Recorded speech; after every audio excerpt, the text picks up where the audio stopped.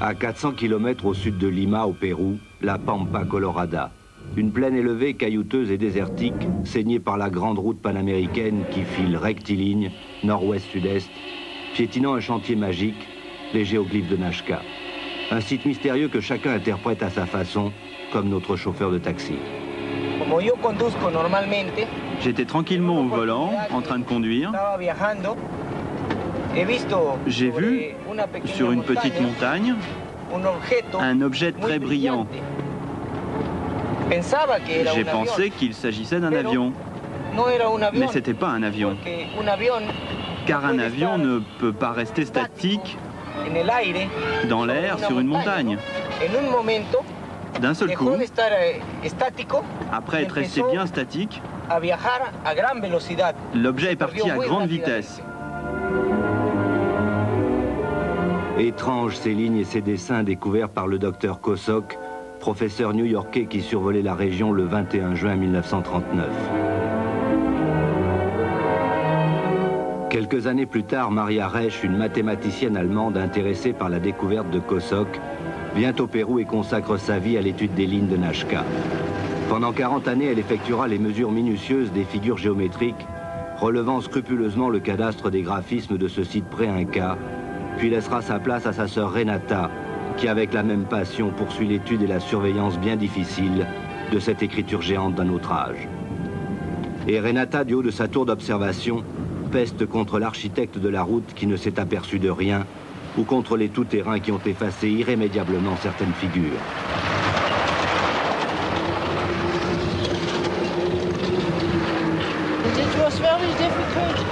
Ça a été très difficile de faire construire cette tour, car personne ne comprenait l'importance qu'elle pouvait avoir. Pourquoi une telle entreprise était nécessaire. Ma sœur a choisi cet endroit parce que c'est d'ici que l'on voit le plus de figures. Devant moi, il y a une algue avec de très belles courbes, et puis aussi de grands triangles, et encore des lignes. C'est tout par ici. Mais c'est en les survolant en avion que l'on peut le mieux apprécier ces figures des artistes géomètres Nazca, tracées quel que soit le relief il y a 2000 ans. Des droites de plusieurs kilomètres, des triangles, des trapèzes gigantesques et 32 figures zoomorphes entre 30 et 200 mètres. Ma sœur a travaillé ici 30 ans, seule ou presque. Elle a fait beaucoup de recherches dans le domaine de l'astronomie.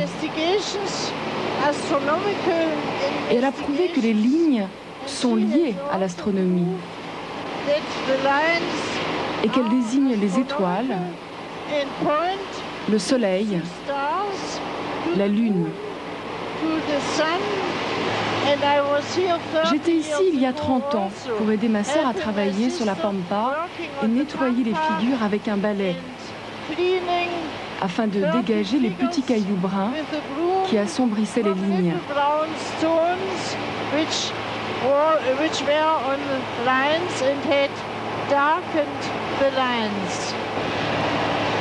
Là, il y a des lignes qui se heurtent à une colline, grimpent la butte et redescendent de l'autre côté. Toujours toutes droites. Des tas de lignes enjambent des collines. C'est ainsi que l'on sait qu'elles n'ont pas été faites pour servir de piste d'atterrissage.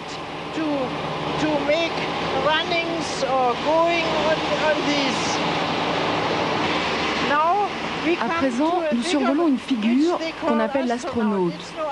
Ce n'est pas un astronaute, mais une silhouette humaine dotée d'une tête de chouette avec deux cercles autour des yeux. Il a un bras levé, l'autre baissé, comme pour nous dire de regarder le ciel, les étoiles, le soleil et la pampa, pour voir les dessins et les lignes.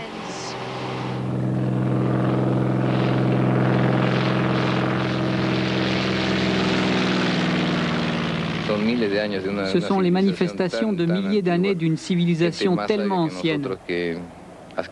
On ne sait toujours pas de quoi il s'agit.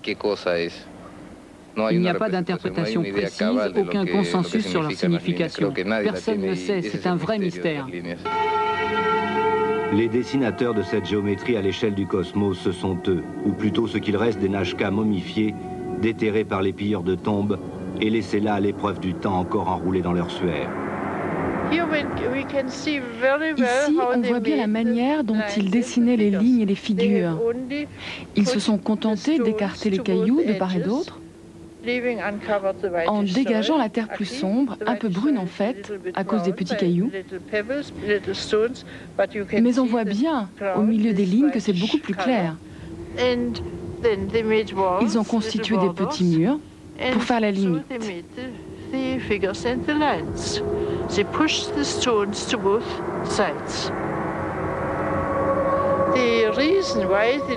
La raison pour laquelle les figures ont été préservées, c'est qu'autrefois, ici, il ne pleuvait pour ainsi dire jamais. En fait, il pleuvait une demi-heure tous les 2 ans. On ne sait pas de quels instruments ils se servaient. On n'en a aucune idée. Le passé nous est complètement inconnu, car toutes les informations et les légendes sur le passé de la Pampa ont disparu pour toujours. Ma sœur a bien essayé de chercher, mais en vain. C'est impossible. Les conquérants, probablement l'Inquisition, ont tout anéanti.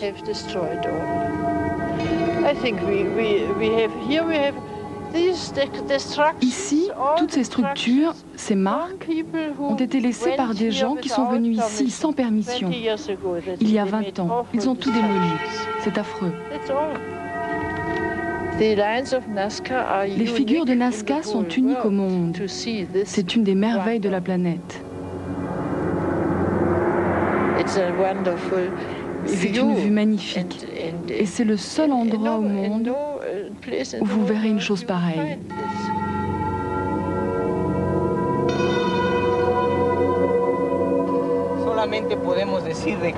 La seule chose que nous puissions dire, c'est que la Terre n'est évidemment pas la seule planète habitée dans le cosmos. Nous ne sommes pas seuls. Alors Nazca, un calendrier astronomique, probablement. Mais tourisme oblige, les extraterrestres ont la vie dure.